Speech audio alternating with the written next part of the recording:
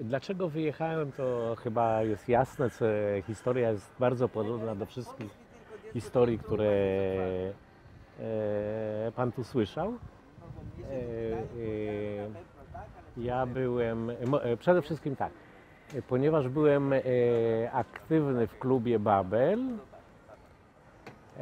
należałem tam do jakiejś komisji, już nie pamiętam, to moje nazwisko pojawiło się po 8 marca zaraz w różnych artykułach Gontarza, w Ekspresie Wieczornym i w Sztandarze Młodym i potem te artykuły były przedrukowywane przez prasę regionalną w całej Polsce, także stałem się postacią bardzo regionalną.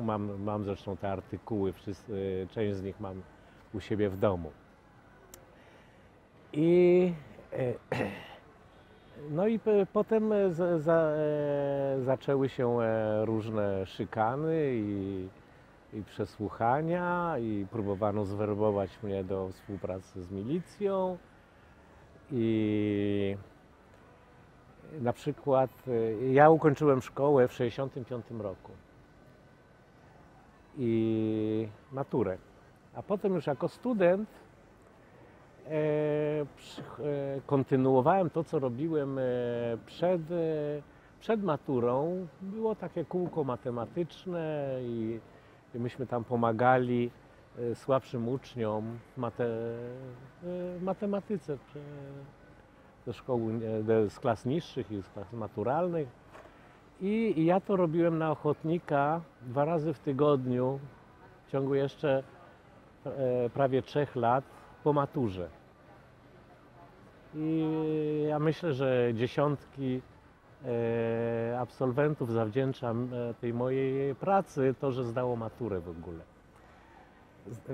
Ja przychodzę w parę dni po marcu do szkoły, nie chcą mnie wpuścić, dlatego że pani Różycka, nauczycielka od matematyki, która była też szefową partii w tej szkole, powiedziała, że ja pod przykrywką lekcji matematyki rozprowadzałem propagandę syjonistyczną. I takie różne rzeczy.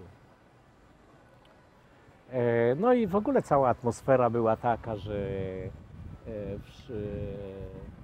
w telewizji, w radio, w prasie antysemityzm był zupełnie otwarty, czasami pod przykrywką antysyjonizmu, a czasami nawet bez tego. I także decyzja zapadła gdzieś w połowie maja o wyjeździe. Jakoś bardzo długo czekaliśmy na odpowiedź. W końcu dostaliśmy odpowiedź na początku sierpnia, że musimy w ciągu 2 tygodni opuścić Polskę. Musieliśmy szybko te wszystkie formalności załatwić. I też mieliśmy z tym przygodę, bo mieliśmy wyjechać 21 sierpnia. Już nie mieliśmy nic, ani pieniędzy polskich, ani mieszkanie już było. Klucze oddaliśmy z powrotem do kwaterunku i 21 była inwazja na Czechosłowację, Paktu Warszawskiego, w związku z czym pociągi przestały chodzić. To był pociąg do Wiednia przez Czechosłowację, przez Bratysławę. I no to musieliśmy, już nie mieliśmy gdzie mieszkać, to każdy z nas poszedł do kogoś, mieliśmy przyjaciół, również Polaków, którzy nas przyjęli. 10 dni potem pierwszym pociągiem, który odjechał do Wiednia, wyjechaliśmy. Czyli 10 dni też Państwo nie mieli, bo Państwo mieli wtedy ten dokument podróży, tak? Nie Tak. mieli Państwo... Już nie byliśmy obywatelami Polski, już niczego, że po prostu tak byliśmy wśród no i również na Politechnice atmosfera była taka, że już Właściwie w połowie drugiego semestru przestałem już uczęszczać na zajęcia. I to widać w moim indeksie, tak? Mój indeks się kończy na pierwszym semestrze trzeciego roku właściwie. Jaki wydział? Wydział Chemii Politechniki Warszawskiej. Ten indeks mam dlatego, że mama uszyła mi bardzo taką długą kieszeń, która sięgała aż tutaj do łydki. I tutaj miałem właśnie przemycony ten indeks i parę innych dokumentów, co umożliwiło mi potem dobry start tutaj na Technionie w Haifie, dlatego że byłem na podstawie tego indeksu i dobrych stopni zwolniony z części przedmiotów, a inne musiałem powtarzać, bo materiał się nie zgadza. Był inny zakres materiału, inne metody itd.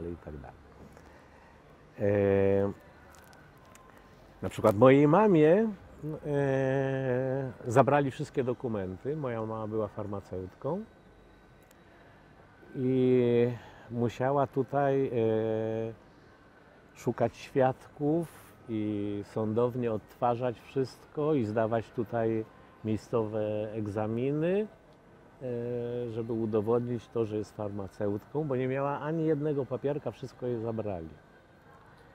Na granicy? To nie było, właśnie o to chodzi, że jej nie zabrali na granicy, a w ogóle przecież to były szykany, to nie było nic oficjalnego. I te szykany były zupełnie takie randomialne. Więc mama swoje dokumenty oficjalnie nadała na bagaż w teczce, jak nam pakowali i celnicy nam sprawdzali wszystko. I ten celnik po prostu wziął tą teczkę i poszedł do sąsiedniego pokoju niby sprawdzić albo coś. I zwrócił z tą teczką i od razu ją wrzucił do bagażu tego. I potem ta skrzynia z bagażem została zamknięta. Jak otrzymaliśmy tą skrzynię, tutaj otwieramy, ta teczka jest pusta. Tego rodzaju rzeczy. No i ta cała atmosfera, jaka była w Polsce i tak dalej, to chyba się pan dosyć dużo nasłuchał. Mój tata był komunistą jeszcze przed wojną, siedział w więzieniu za działalność komunistyczną i tak dalej. To go oczywiście wyrzucili z partii za sionizm.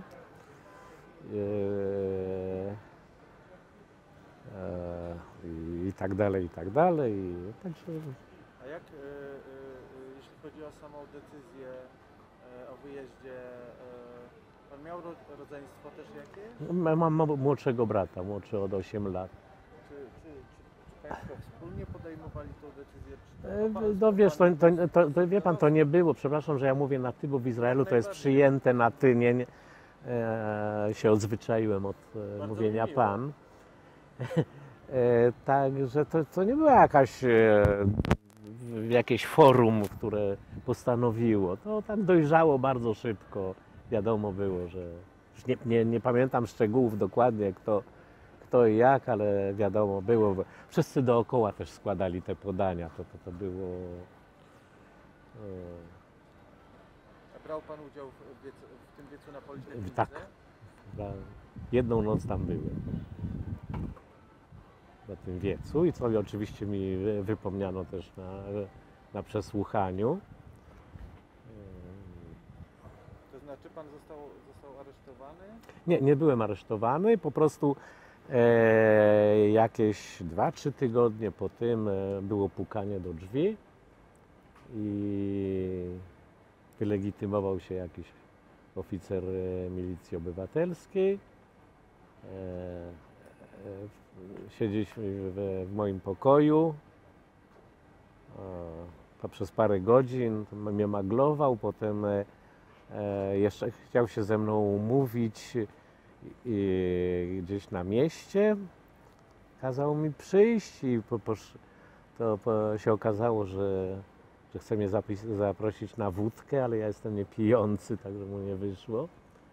I powiedział, że bo przecież Żydom wtedy przecież nie dawano paszportów, tylko te dokumenty podróży, że jeżeli będę z nimi współpracował, to mi dają paszport i tak dalej, i różne takie rzeczy, ale się nie zgodziłem.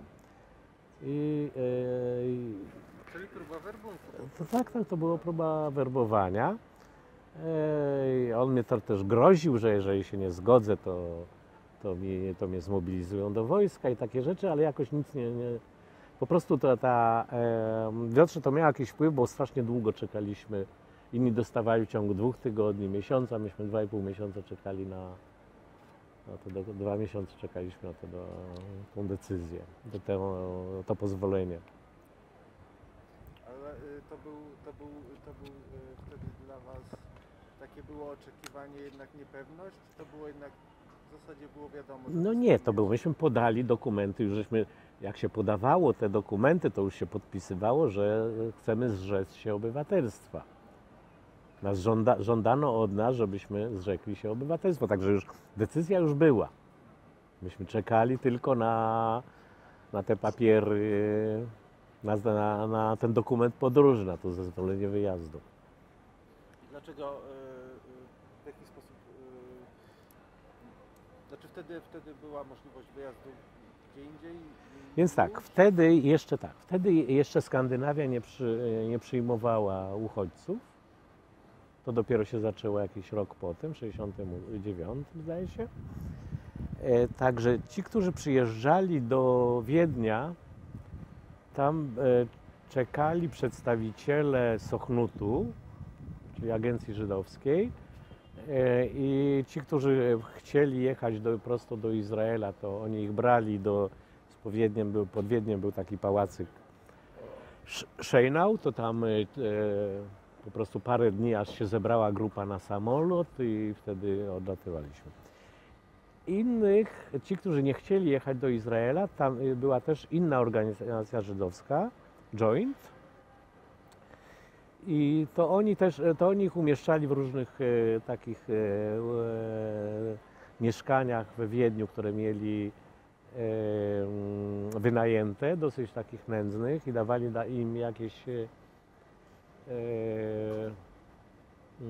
kieszonkowe. I oni tam czekali. Jedni czekali dlatego, że mieli krewnych gdzieś w Ameryce, czy w Kanadzie, czy gdzie indziej i mieli nadzieję na tej podstawie dostać się.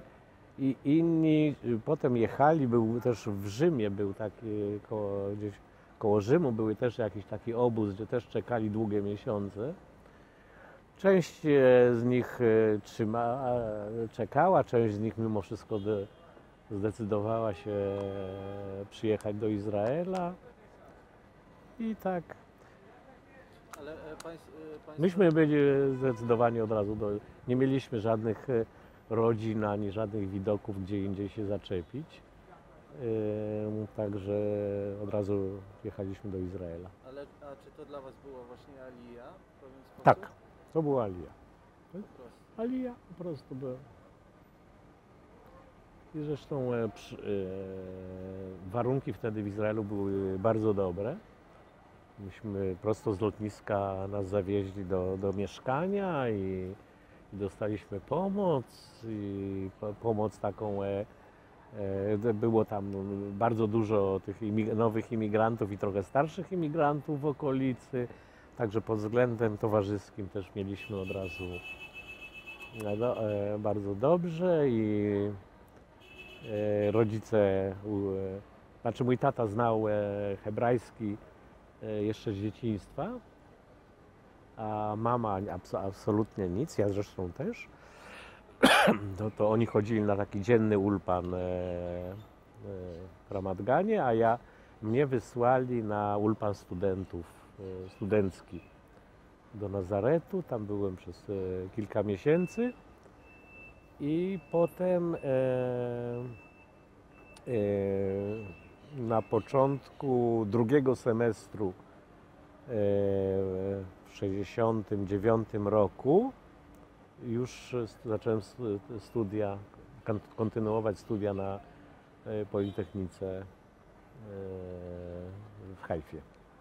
Też na kierunku Tak, tak. kontynuacji. Wojsko to byłem,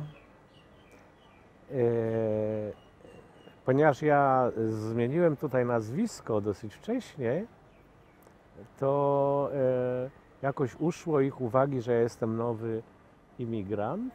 Bo nowych imigrantów zwykle brali na takie skrócone szkolenie 6-miesięczne i zwalniano. A ponieważ ja bardzo szybko z Michała Kloca stałem się Michael Benari, to mnie potraktowali jako miejscowego. Znaczy tutaj studenci, normalni izraelscy studenci otrzymują odroczenie służby wojskowej, ale muszą w czasie tych ferii letnich, wakacji letnich już zacząć robić te obozy wojskowe i przeszkolenia. Także ja to szkolenie rekruckie zrobiłem jeszcze latem w czasie studiów, między 3. a 4. rokiem, a potem od razu po studiach posłali mnie już na przygotowanie na kurs oficerski i to było dosyć, to zwykle się takie, pamięta się tylko te zabawne strony przeżyć. No to nie zawsze było zabawne, przecież nie znałem hebrajskiego i to było strasznie ciężko, ale skończyłem kurs oficerski i potem sobie nagle przypomnieli, że ja jestem imigrantem. Jak już zrobiłem te wszystkie kursy i odsłużyłem parę miesięcy, dostałem zawiadomienie, że mam oddać mundur, skończyłem tego i przenieśli mnie do rezerwy. Ja w stopniu podporucznika. I to było w 1971 roku, ja zacząłem pracować. Przepraszam, tylko sekundę. To gdzie ja byłem? A w wojsku. W wojsku, tak. No i 2 lata potem wybuchła wojna Jom Kippur, wojna sądnego dnia. To wtedy służyłem przez 4 miesiące. Nowych imigrantów nie brali na pierwszą linię. Także ja byłem dowódcą południowej jednostki, która się zajmowała wysyłaniem na front kantyn wojskowych. To było moje zajęcie, zresztą też bardzo intensywne, bo to trzeba było całe to zaopatrzenie i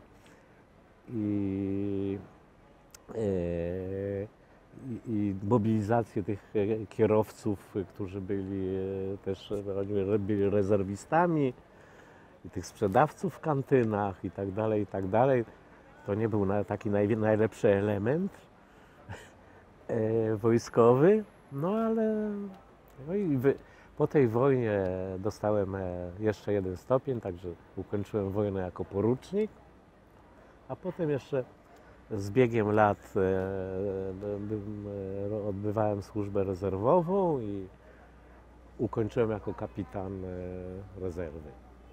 Jestem kapitanem w stanie spoczynku.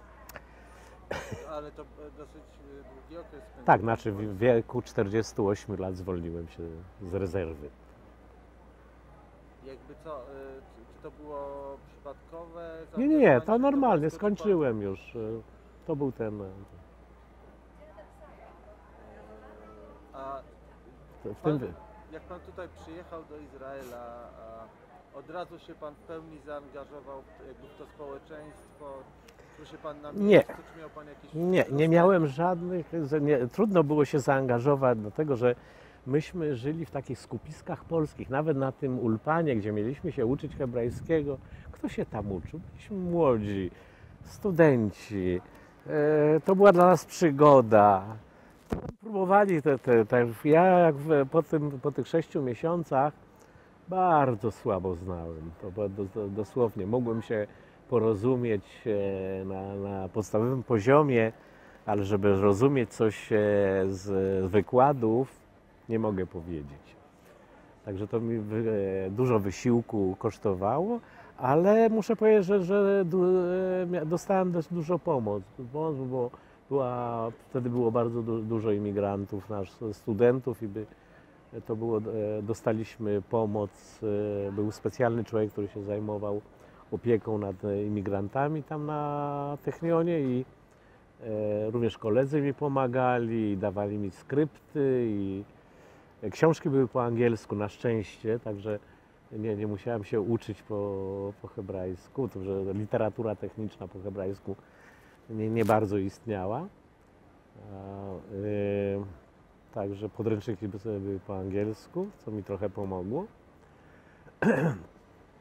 No ale już tak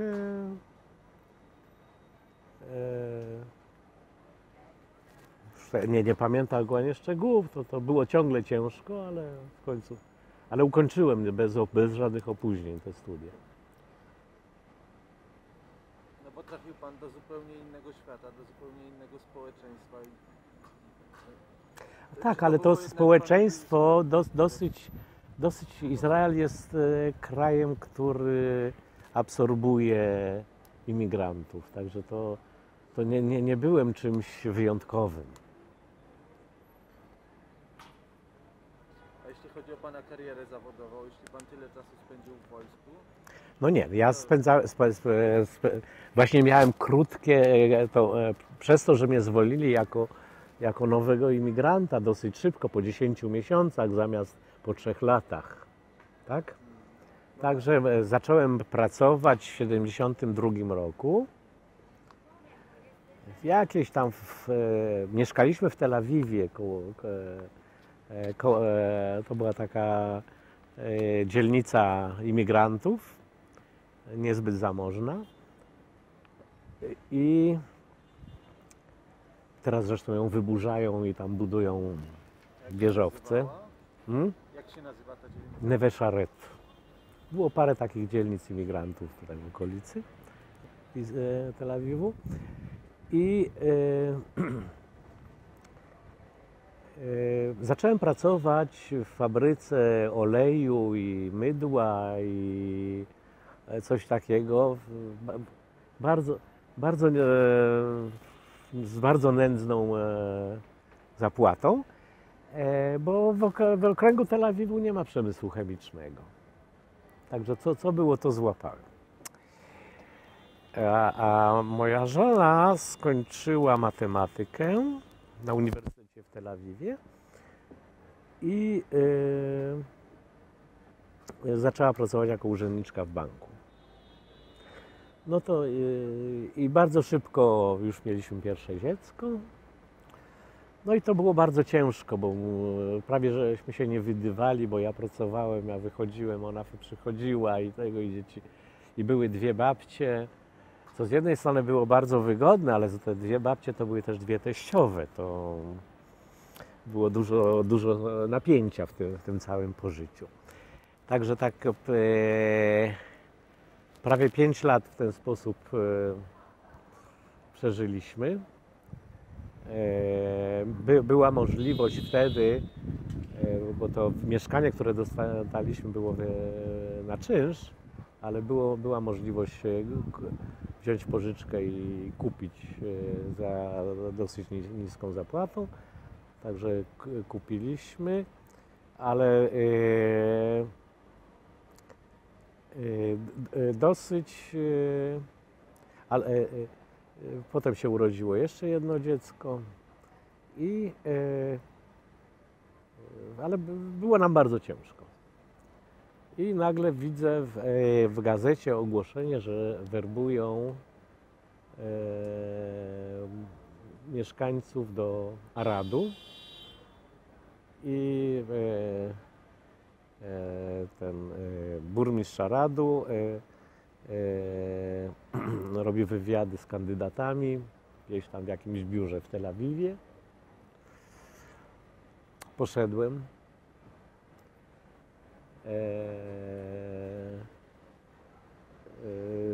Wypełniłem tam formularze, kandydat do pracy. Na południu jest bardzo duży przemysł chemiczny. Po miesiącu dostałem już odpowiedź, że przyjmują mnie do pracy w zakładach Morza Martwego. Pojechaliśmy z żoną, wybraliśmy sobie mieszkanie, wtedy mieszkania były stałe puste. Od razu domek z ogródkiem. Po tych 3 maleńkich pokoikach w Tel Awiwie to w ogóle wydawało się nam na warunkach. To była taka pożyczka, że jak się mieszkało 3 lata, to już ta pożyczka znikała i inne pożyczki były też bezprocentowe, jakieś tego, także od razu wziąłem największe, jakie było. I bardzo szybko ta cała decyzja trwała miesiąc. Przeprowadziliśmy się do Aradu i my tam mieszkamy już prawie 40 lat. Ja oczywiście pracowałem w tych zakładach przemysłu chemicznego. To jest wielki koncern, który się nazywa Israel Chemicals, do którego należą zakłady Morza Martwego, zakłady Morza Martwego to są zakłady produkcji nawozów potasowych. To jest ogromny zakład, to jest 15% światowej produkcji nawozów potasowych z Morza Martwego. I potem przeszedłem do przemysłu nawozów fosforowych, bo też duże osady skały fosforytowej. No i aż do wyjścia na emeryturę 3 lata temu. Jeszcze ciągle tam pracuję trochę jako konsultant w tych fabrykach. I już i to wszystko. A czy w Izraelu jest Pan Żydem polskim? Jak najbardziej. Jakie to ma znaczenie? To ma przede wszystkim to znaczenie pod względem towarzyskim. Mimo że tam w Aradzie byliśmy dosyć oddaleni. Wtedy jeszcze nie było takich dróg jak dzisiaj i takiej komunikacji. Także my tam byliśmy trochę odseparowani od całego towarzystwa. Przez wiele lat.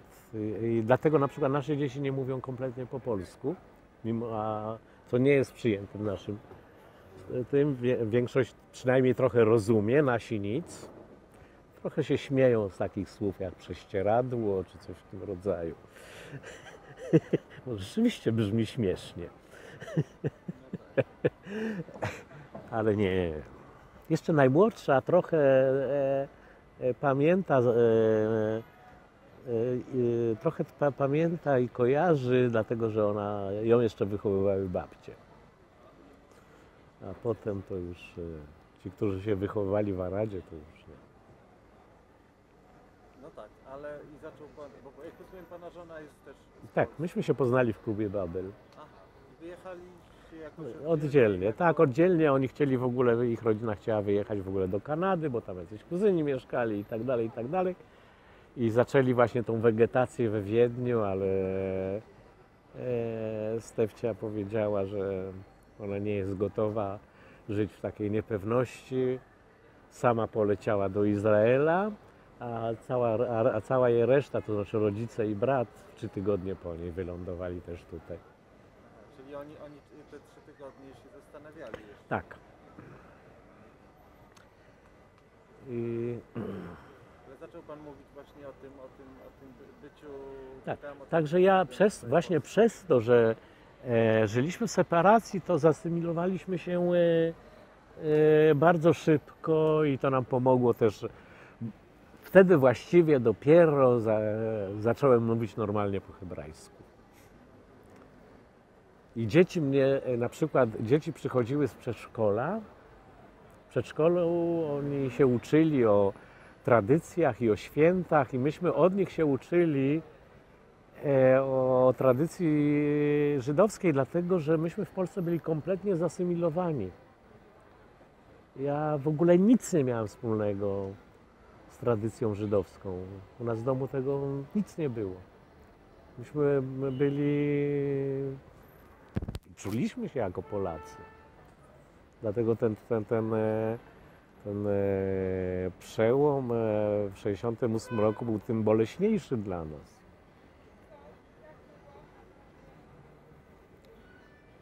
Myśmy konsumowali polską sztukę i polską literaturę i polską muzykę i wszystko polskie. Nie mieliśmy nic wspólnego z żydostwem w Polsce.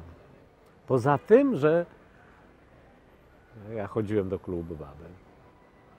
No ale to można powiedzieć, czy to można tak powiedzieć, że to była, że ten Żyd polski, nie wiem, lat 50., 60.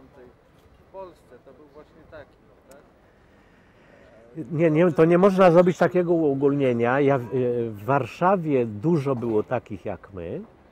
W miastach, w innych miastach, w Łodzi była szkoła żydowska, także tam była społeczność, że to nie, to było i święta i wszystko, także oni mieli, też trochę załapali tej tradycji, tak samo w Szczecinie była szkoła, w Wrocławiu była szkoła, w mniejszych miastach do tego stopnia, że znałem ludzi, którzy by mieszkali, ja wiem, w Legnicy, w Dzierżoniowie czy gdzieś, którzy nawet po polsku dobrze nie mówili, bo mieszkali w tej społeczności, mówili jidysz i do 1968 roku nie zasymilowali się w Polsce, można powiedzieć, tak? Bo pochodzili przed wojną też z małych miasteczek i po wojnie jako repatrianci uciekli w czasie wojny do Rosji i potem ich zawieźli na ziemię wschodnie, bo trzeba było je zasiedlić i tam zostali w tych społecznościach. W Warszawie dużo było takich jak my. Dużo było. Że nie mieli nic wspólnego z żydostwem. Czyli pan zaczął tutaj odkrywać te nowe wymiary jakby tożsamości żydowskiej? Miałem trochę tożsamości żydowskiej, bo jednak ja wiedziałem, że jestem Żydem od małego. Nawet jak ja wiem, bawiliśmy się na podwórku, na Muranowie mieszkaliśmy. I no wiesz, w czasie zabawy to czasami się czubimy. No i zdarzało się, że kogoś podrapałem, tak? No on to poleciał do domu, to jego ojciec wyskoczył, wy Żydzi do Palestyny i tak dalej, i tak dalej. Także ojciec musiał mi tłumaczyć, co to jest ta Palestyna i co to są Żydzi. Także już od małego wiedziałem, że jest coś innego. Poza tym, na przykład w 56, 7, 8 w szkole podstawowej byłem, to na pewien czas wprowadzili religię do szkół. Była czas odwilży, po Stalinie, tego wprowadzili. No, ale ja nie chodziłem na religię. I nie jedyny, było paru. Było paru, którzy nie chodzili na religię. To wiadomo, że my jesteśmy coś innego, że my jesteśmy Żydzi. Także ta świadomość odrębności zawsze była. I myśmy z tym żyli. To wiedzieliśmy, że jesteśmy inni, że jesteśmy... Tego od czasu do czasu były jakieś takie właśnie tego rodzaju objawy antysemityzmu. Na przykład,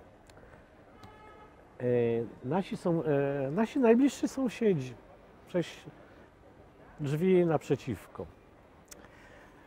Pani Bujasowa, ona nie miała problemy z tym czynnikiem RH krwi i rodziła martwe dzieci. I ktoś jej powiedział, że jak matką chrzestną będzie, że urodzi się i przeżyje, to pani Bujasowa otrzymała specjalne zezwolenie od biskupa I moja mama była matką chrzestną tego młodego bujasa i młody bujas wyrósł na zdrowego chłopca. Nie wiem, czy to pod wpływem właśnie tego chrztu, czy coś innego, ale w każdym razie przeżył i wyrósł. I w ogóle mama im bardzo jeszcze pomagała w innych dziedzinach i tak dalej.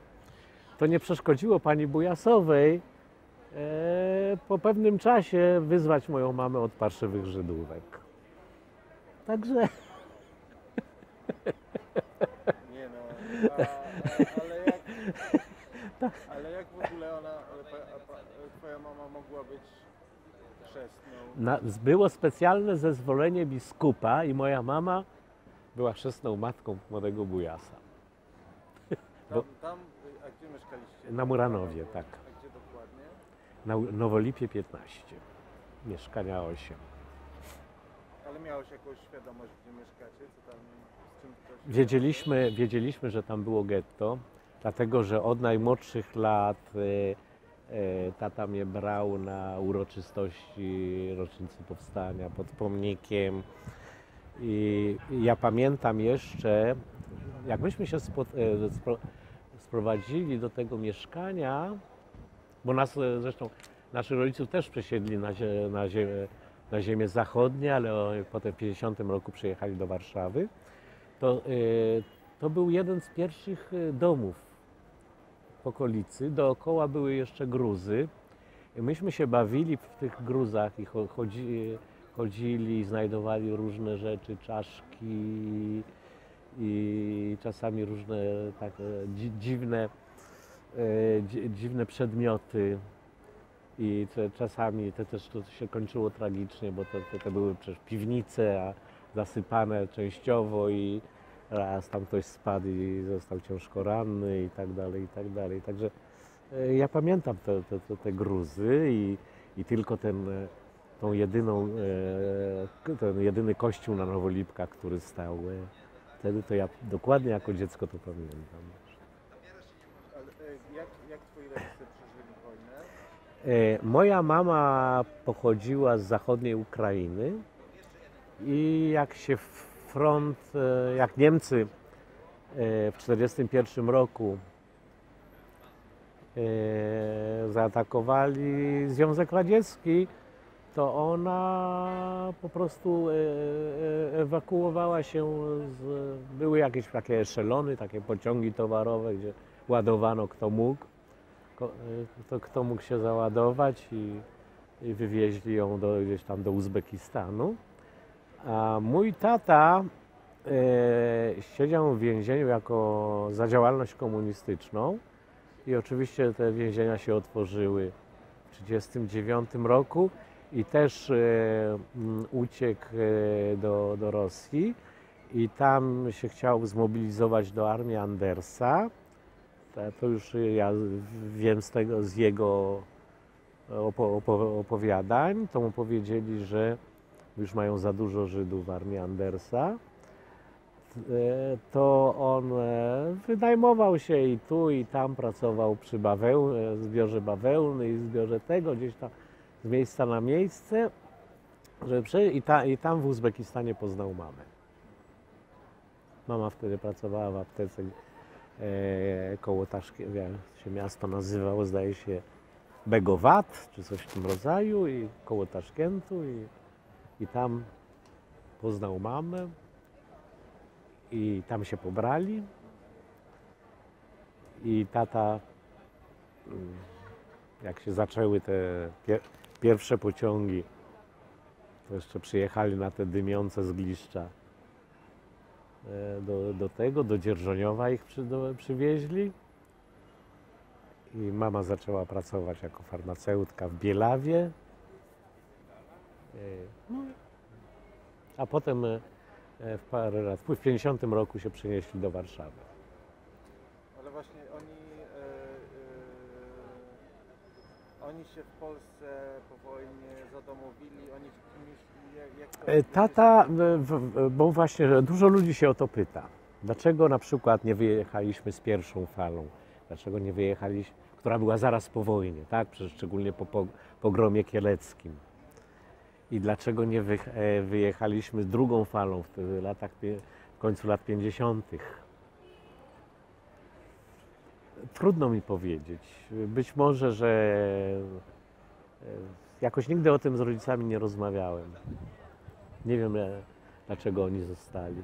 Nie no, ja wcale nie stawiam takiego pytania w ten sposób. No bo ja wtedy byłem dziecko, także ja nie tego. Tak? Byli tacy, którzy wyjeżdżali. Ja pamiętam, ja chodziłem do szkoły muzycznej w Warszawie.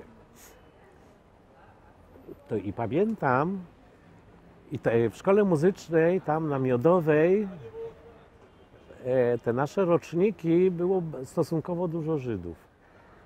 I ja pamiętam, jak te klasy pustoszały wtedy. Ja chodziłem wtedy do 3., 4. klasy w tych latach.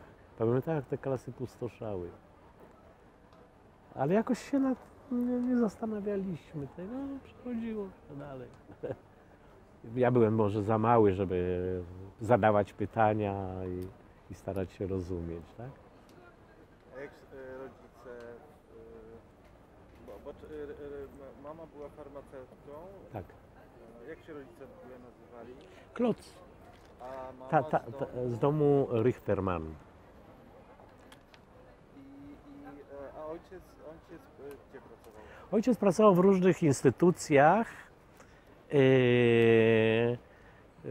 eksportowych, bo tata znał bardzo dużo języków. W ogóle znał perfekt niemiecki, rosyjski, francuski, angielski i tak dalej. Także pracował w różnych instytucjach eksportowych.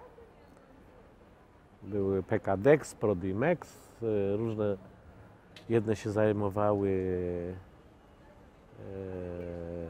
eksportem sprzętu technicznego, Prodimex, a PKDex, a Prodimex się zajmował eksportem produktów rzemiosła, czy takich rzeczy.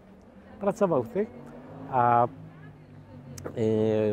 ostatnie lata to była taka spółdzielnia Tłumacz. I on pracował w tej spółdzielni Tłumacz i ta spółdzielnia była, w ogóle to była spółdzielnia pod egidą właśnie tych organizacji żydowskich. Tam była spółdzielnia żydowska. Było parę takich spółdzielni. Tłumaczeniem technicznym, literackim, wszystko. Ponieważ dużo Żydów zna dużo języków, także postanowili zrobić spółdzielnię. Wtedy przecież nie było komputerów, nie było Google Translate, nie było niczego i również nie było Word ani takich także tam również pracowały maszynistki, które znały języki obce i pisały, i weryfikatorki i takie. To była cała instytucja, która zatrudniała dużo osób, oczywiście na zasadzie takiej się wtedy nazywało chałupniczej, to znaczy pracowali w domu, tak, i tylko tam zanosili te prace. No tak, po tym to tak jak twój ojciec, po tym rzeczywiście doświadczeniu Tak. też wojennym, rzeczywiście jakby zdolności lingwistyczne były, prawda,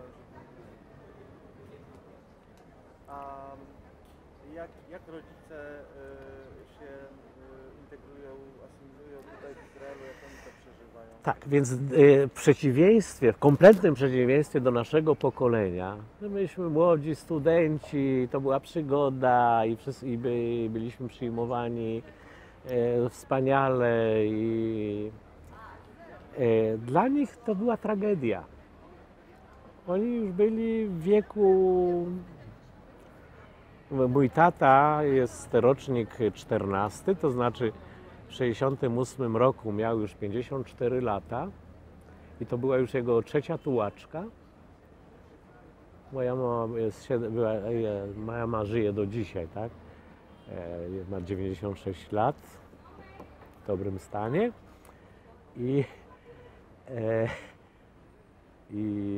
ale ale to też dla niej było. A na przykład rodzice, to mama się stosunkowo dobrze zasymilowała, bo zaczęła, jak ktoś pracuje z ludźmi, jako farmaceutka, to się ma kontakt i się ma, to jest zupełnie co innego. To ona się bardzo dobrze tutaj zasymilowała i pracowała do wieku 72 lat. Tatę zwolnili zgodnie z przepisami w wieku 65 lat, także miał bardzo podstawową tylko taką rentę. I potem już od tego czasu zaczęła się jego jakaś taka regresja. To trudno komuś się zasymilować w takim wieku. Rodzice mojej żony byli jeszcze starsi. Kompletnie się nie zasymilowała. Mama kompletnie się nawet nie nauczyła hebrajskiego. Ona była w Polsce instruktorką krawiectwa, to tutaj trochę pracowała, szyła po prostu po domach. A ojciec mojej żony, który był doktorem chemii i był w Polsce dyrektorem Instytutu Tworzyw Sztucznych, dostał pracę jako laborant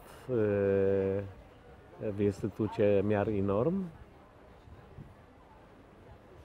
I potem miał ten wylew krwi do mózgu i tak dalej. Też on był w ogóle bardzo schorowany, on przeżył obozy w Rosji, obozy i więzienia w Rosji. W Polsce też mu nie było najłatwiej. Już przyjechał tutaj po zawale, także do Izraela. Ale jak myślisz, dla Twoich rodziców, no z tego właśnie to pytałem się, tak, czy to dla Ciebie była alija, czy dla nich... Oni przyjechali tu dla mnie. Oni nie mieli co robić w Polsce, tak? To oni przyjechali razem ze mną tutaj. A dla nich to była jeszcze jedna tułaczka. Musieli za grosze sprzedać cały dobytek. Nie, że tego dobytku było zbyt wiele, nie mieliśmy własnego mieszkania ani niczego. Mieszkaliśmy w państwowym mieszkaniu, ale mimo wszystko meble i książki i to i tamto i owo także to trzeba było się wszystkiego pozbyć no ale to nie tylko chodzi o fizyczny dorobek, tak? Chodzi również o wszystko, co zostawiali za sobą, kulturę, przeżycia, znajomych Polaków. Mieliśmy bardzo dużo znajomych Polaków, bardzo serdecznych przyjaciół moich rodziców. I musieli tutaj zacząć od nowa. To wszystko.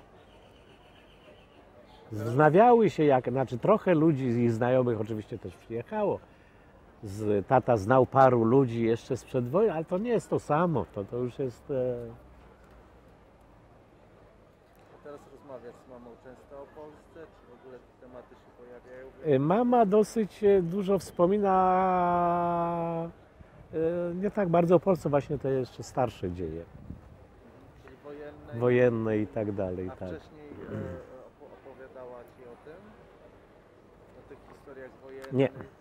Myśmy w ogóle jakoś się w domu o tym nie mówiło. Dopiero jak żeśmy przyjechali do Izraela, to ja wiedziałem, że oni przeżyli wojnę w Rosji i tak dalej, ale moja mama w ogóle pochodziła z zachodniej Ukrainy, to jeszcze przez długi czas w Polsce miała akcent taki. Się nazywało Annopol. Annopol, gdzieś tam w Kamieniec Podolski, jakieś takie historie.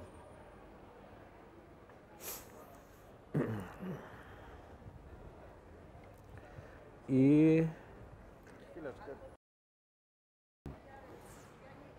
już może można policzyć na palcach ręki. Znaczy, bo też to tutaj bardzo często o tym rozmawiamy właśnie, że to jest zupełnie inne doświadczenie.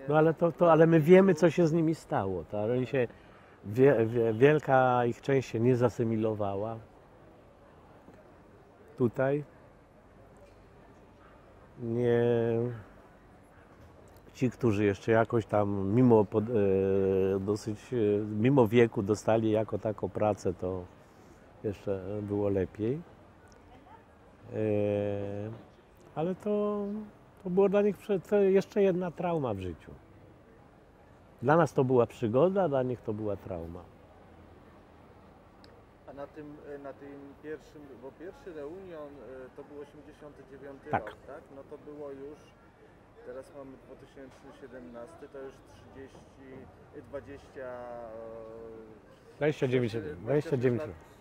29 lat temu. 28 lat temu.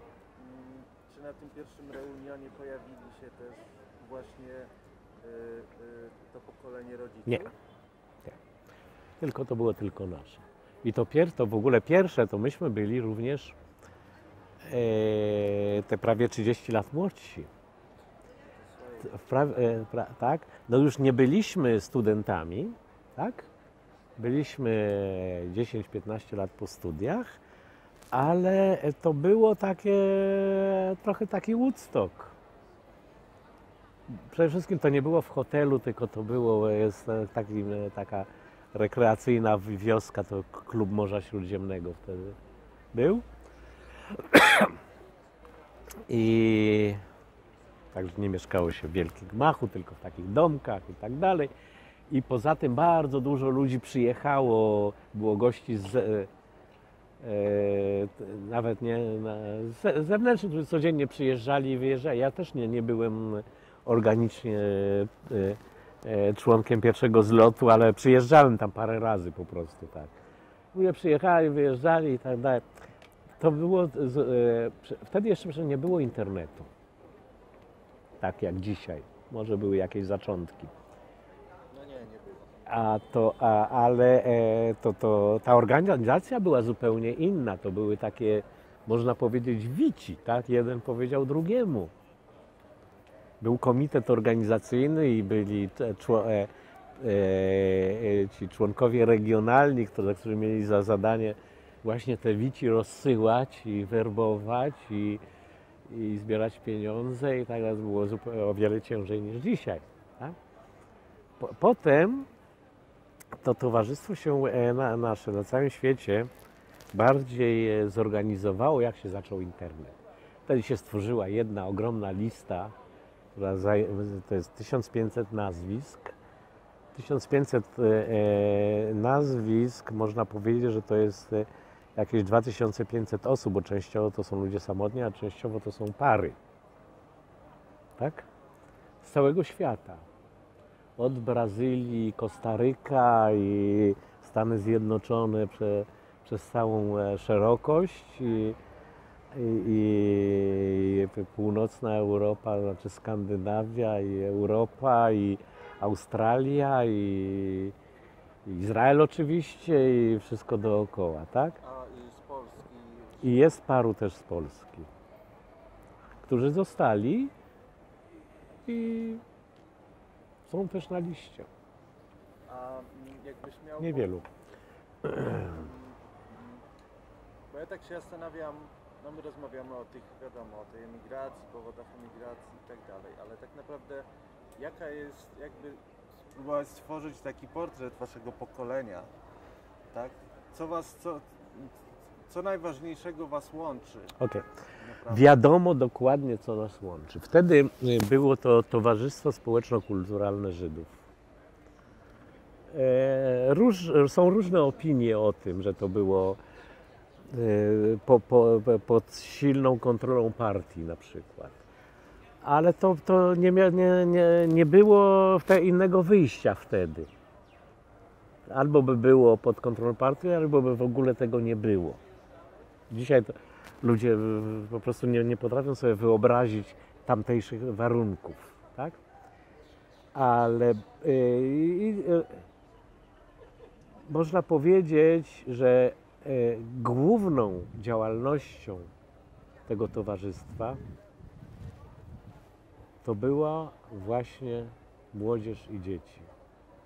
Przecież my się znamy od dzieci z kolonii żydowskich i z obozów młodzieżowych. I te obozy były mieszane, tak? To znaczy ja z Warszawy na tym obozie spotykałem ze Szczecina, i z Wrocławia, i z Legnicy, i z Lublina, i z Krakowa, i z... nie wiem, czy to było celowo tak zrobione. Zupełnie nieregionalne były te obozy.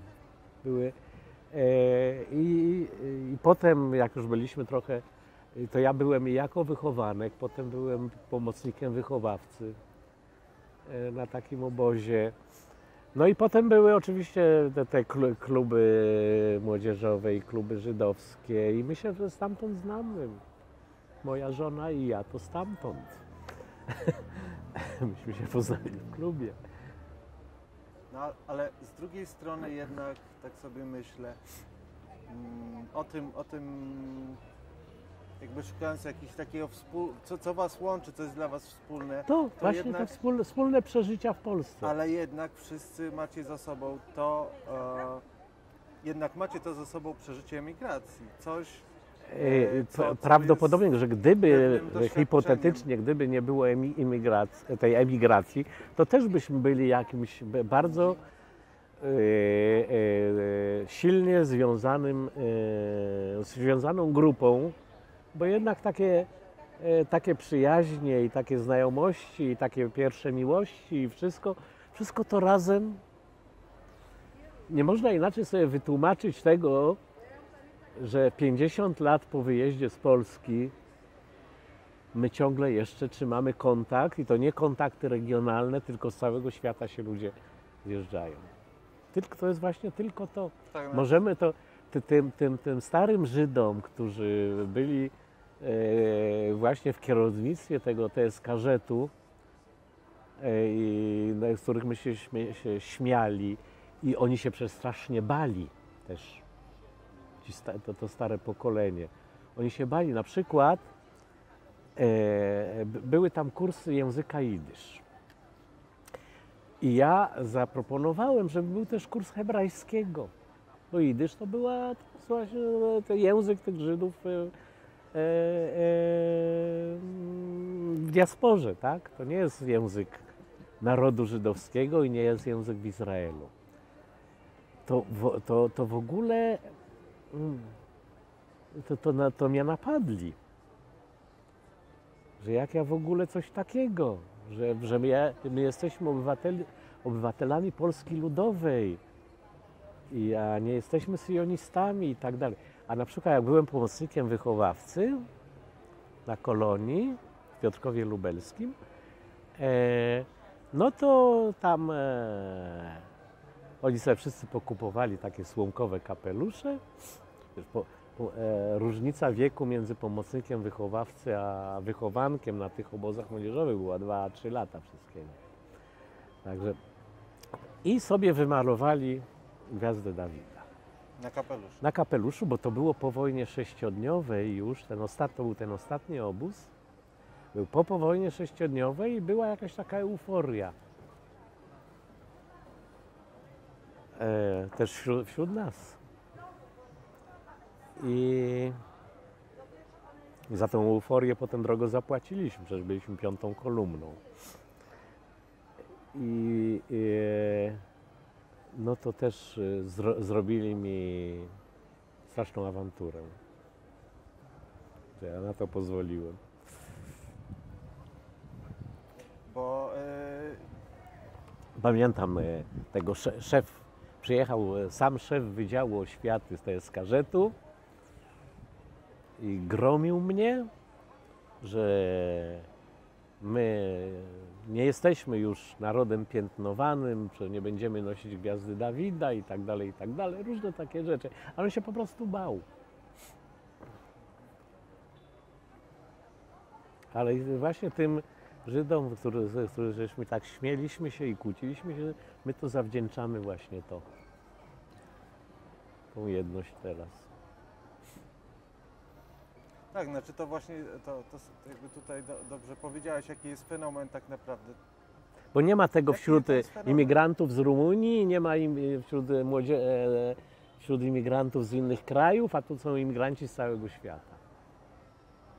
A nie ma czegoś takiego, żeby organizować takie rzeczy po 30 latach. Dziękuję. Czy może jeszcze na koniec coś byś chciał dodać? No chyba wiedziałem, co chciałem.